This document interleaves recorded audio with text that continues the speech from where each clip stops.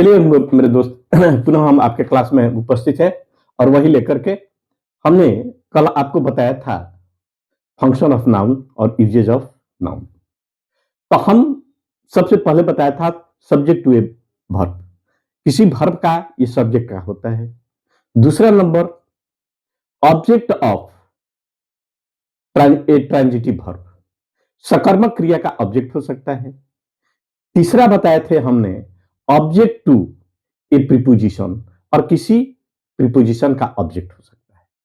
आज complement to a and incomplete verb, अर्थात a noun किसी अपूर्ण क्रिया का पूरक हो सकता है, अर्थात कॉम्प्लीमेंट हो सकता है। Complement to an incomplete verb, अर्थात हम ये बात को कह सकते हैं कि नाउन किसी अपूर्ण क्रिया का पूरक हो सकता है। जैसे आई एम ए टीचर, यहां एम क्या है? ये वर्ब है और इसका कॉम्प्लीमेंट क्या हुआ? तो हम आपका सब्जेक्ट में यहां वर्ब की बात करते हैं और यहां कॉम्प्लीमेंट की बात करते हैं। तो आई हुआ वह सब्जेक्ट हो गया, एम हो गया वह वर्ब हो गया, और टीचर क्या हुआ? कॉम्प्लीमेंट हो गया। एक ही परिभाषा, एक बताने की जरूरत नहीं है क्योंकि ये आर्टिकल है। You are a pupil, you क्या हुआ? सब्जेक्ट हुआ, आर क्या हुआ? वर्ब हुआ, और पुपिल क्या हुआ? कॉम्प्लीमेंट हुआ, वाक्य का पूरक हुआ। तीसरा दे मेड हिम किंग, दे क्या हुआ? सब्जेक्ट हुआ, मेड क्या हुआ? वर्ब हुआ, और किंग क्या हुआ? कॉम्प्लीमेंट हुआ। जो ये सारा कॉम्प्लीमेंट जो है ये नाउन है। ही वाज ए डॉक्टर, ही क्या हुआ? सब्जेक्ट हो गया, वाज क्या हो गया? वर्ब हो गया, और डॉक्टर क्या हो गया? नाउन हो गया। She was a nurse, she क्या हुआ? सब्जेक्ट हुआ, वाज क्या हुआ? वर्ब हुआ, और नर्स क्या हुआ? नर्स जो है कॉम्प्लीमेंट हुआ। तो आप लोगों ने यह बात को पूर्ण रूप में देख लिया कि complement to and the incomplete verb, अर्थात जब वर्ब इनकम्प्लीट होता है, जैसे आई एम, तो क्या मैं हूं भाई? अपूर्ण क्रिया हो गया। यू आर, क्या हो? You are. ही इज, क्या है? ये बॉय है, ये गर्ल है, ये डॉक्टर है, ये नर्स है, ये टीचर है, ये प्रोफेसर है, क्या है इसके बारे में। इसलिए हम यही बात को कर सकते हैं कि नाउन जो है किसी अपूर्ण क्रिया का पूरक हो सकता है, जो हमने आपको पूरे एग्जाम्पल के साथ हमने बता दिया। अब हम अगला पॉइंट पाते हैं, एडवर्बियल एडजंक्ट या ऑब्जेक्ट टू ए वर्ब। यह हमारा नाउन जो है एडवर्ब बनकर के कभी कभी किसी को या किसी क्रिया वर्ब को या किसी विशेषण को क्वालिफाई करता है, किसी वर्ब को और किसी क्रिया को एडवर्बियल एडजेक्ट बनकर के और क्वालिफाई करता है। यह नाउन का जो है प्रयोग जो है एक विचित्र ढंग का होता है, अनोखा जिसको हम लोग कहते हैं, जो ये क्या करता है? अपने नाम की प्रक्रिया को छोड़ देता है, या अर्थात अपने सहज धर्म को यह छोड़ देता है और कभी कभी एडवर्ब बन जाता है। ऐसे नाउन को हम लोग क्या करते हैं भाई? एडवर्बियल एडजंक्ट, या हम लोग कहते हैं एडवर्बियल ऑब्जेक्ट कर सकते हैं। तो आप लोगों ने देखा कि नाउन जो है ऑब्जेक्ट टू ए वर्ब यानी एडवर्बियल ऑब्जेक्ट भी है। नाउन क्या करता है? नाउन एडवर्ब करके यह किसी वर्ब को क्वालिफाई करता है, किसी एडजेक्टिव को क्वालिफाई करता है, और अपना नाउन वाला जो धर्म है वह छोड़ करके एक अनोखा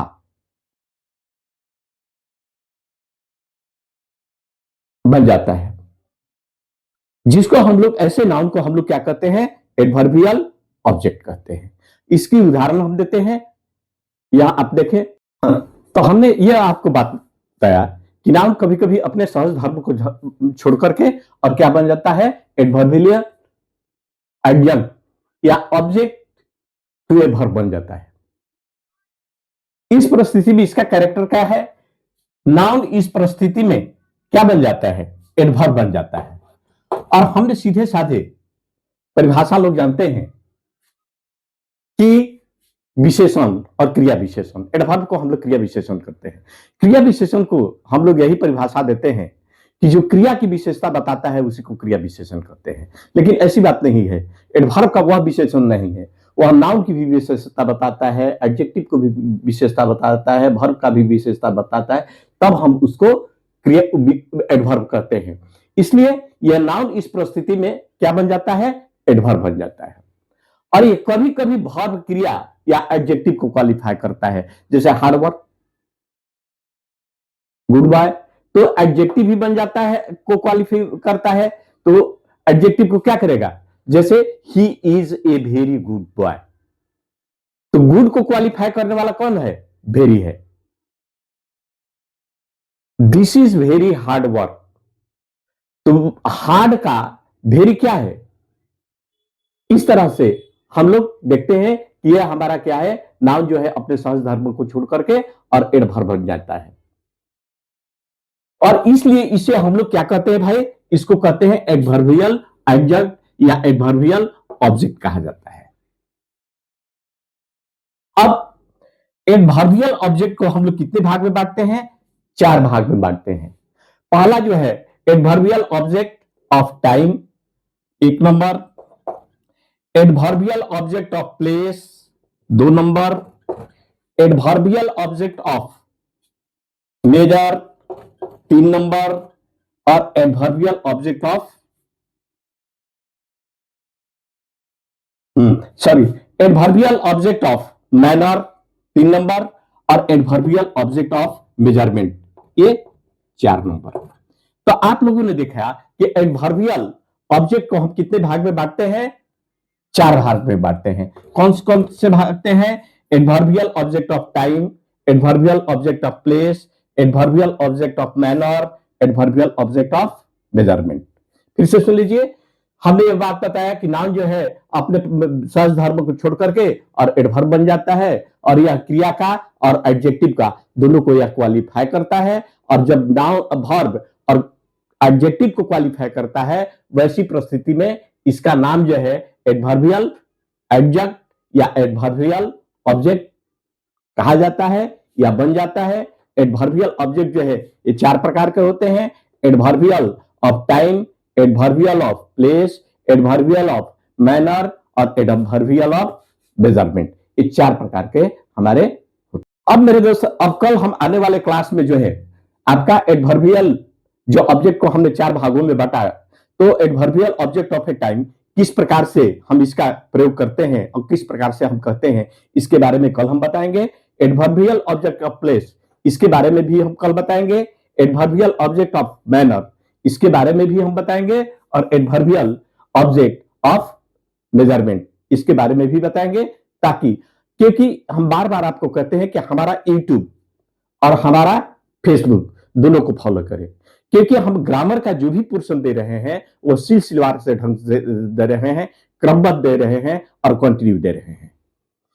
कोई हम कभी नहीं छोड़ना चाहते हैं कि ताकि आपको समझने में कोई दिक्कत नहीं है। ये नहीं है कि कभी हम आपको वॉइस दे दिए, वॉइस का एक लाइन बता दिए, एक चीज दे पॉइंट दे दिए और कहे कि इसको बना दीजिए और उसको समझा दिए, उससे आप समझने वाले नहीं हैं और न समझ पाएंगे। क्योंकि जब तक उसका पूरा विवरण, पूरा एक्सप्लेनेशन और पूरा रूट को जब तक आप नहीं जानिएगा, बेसिक को नहीं जानिएगा, तब तक आपका ग्रामर अधूरा है। भले वह लोग बता देते हैं, बहुत सारे यूट्यूब पे है, एक ठो his too weak to walk, चलिए भाई कैसे होगा, रिमूव टू कर दो, his too weak to walk, too को सो में बदल दो, उसको दैट में बदल दो, उसके नॉट में बदल दो, उसको ए में बदल दो। इस तरह की आपकी परिभाषा दे करके और सिर्फ आप वहीं तक सीमित रह जाते हैं। लेकिन हमने कहेंगे, हम ये बताएंगे कि उसका टू का अर्थ क्या हुआ, उसका अर्थ क्या हुआ, इसलिए हम जो भी ग्रामर पोर्शन आपको दे रहे हैं, कोई कड़ी नहीं छोड़ रहे हैं, सिलसिलेवार से दे रहे हैं। इसलिए मैं आपसे निवेदन करता हूं कि आप